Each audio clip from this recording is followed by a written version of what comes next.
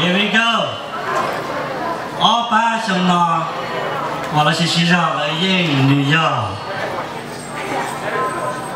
Trình tuấn tài môn. Ở đây là cái tiếng nói là sẽ biết bạn cái in được nó cả sai bây giờ nó là sẽ có tác rồi.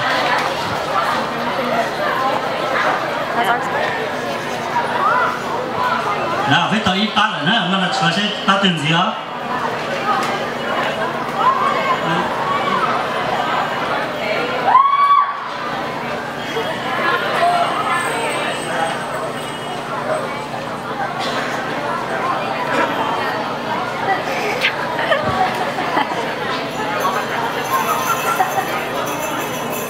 Ok. Tại vì nó rằng này bây giờ phát bây giờ hôm cho tận đây nó phải phát chặt tụt kia rồi. Bắt tận đây nó có lại nó có gì cho bé bao về à? Bây giờ tí bán gì sao? Bán được cũng chỉ có thể là từ thế. Đừng thấy nó mình nó cũng nhảy chỉ tàu đấy thôi. Are you ready? Okay. 猜建筑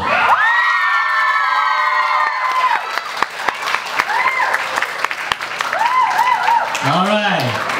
Đi cho vào bé chữ hôn bé là cho tiền nó.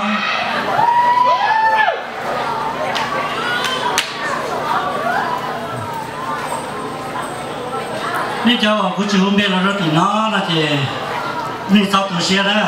Để xong sẽ xí ra các tuần lại qua đùa bây giờ mua họ yên họ sư thì trong nó là gỡ áo ba này áo ba một vấn đề là thì to thì xong cả gia này cho ít ba từ lọt thì nó này mẹ cũng không chỉ chênh một cái về sản phẩm quản lý dân ta là ở trong là cũng là Okay, make chân dài step, base step back. Okay, right there. Nó là quý hữu phát thi o tàu vấn đề nữa. Cho thi in nhỏ, cho thi o cho tàu vấn đề. Mình cho hả? Second place, step up. 2 step or 3 step. Let's make it 3 steps so we know who you are. Và cho first place, we know who you are. Stay back.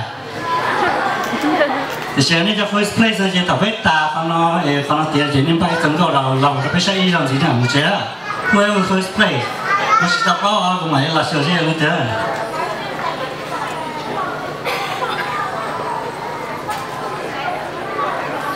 okay one em look at the second place now no name on it so I don't know who it is we are patient yang từ sao it's a change there Nè sao để bắt từ? Nè sao để qua mà để thấy giờ bắt từ? He asked you if they can. Ở bên là bây giờ tiền xài nó chỉ có xài thế hả? Thì sao để bắt từ thế hả? Now, cho thì bắt này bắt second place. Là place the all. Bố nên bây giờ nên step base step forward cả là bắt thì nè cho thì all nè. Chọn sai建筑 nghe ta thấy không?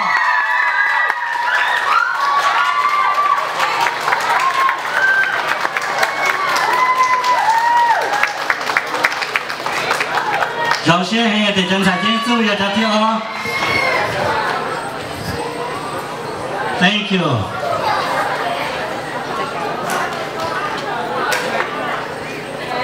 Cái này cho chị, cái này tụi mình xài là chị cái là lòng lòng của anh ấy có món mình rồi, là waiting for all their life.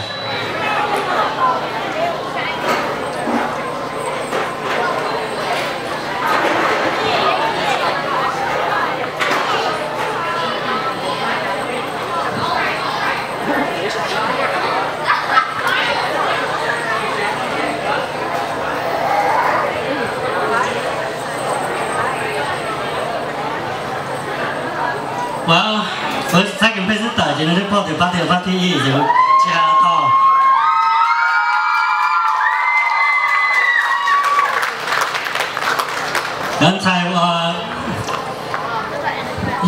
xong nó thì bao từ bao nó là nè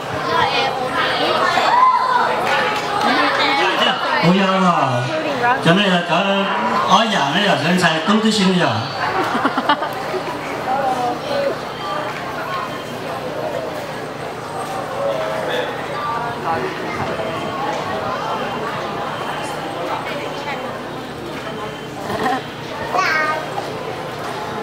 lấy tao ra để tôi thế nào đi mà đi lớn bây giờ xài tôi xài không này bây giờ chạy tôi xài không là chỉ lấy cho thị y trong nó chạy tôi xài không dòng xe chỉ lấy cho nó có gì nhá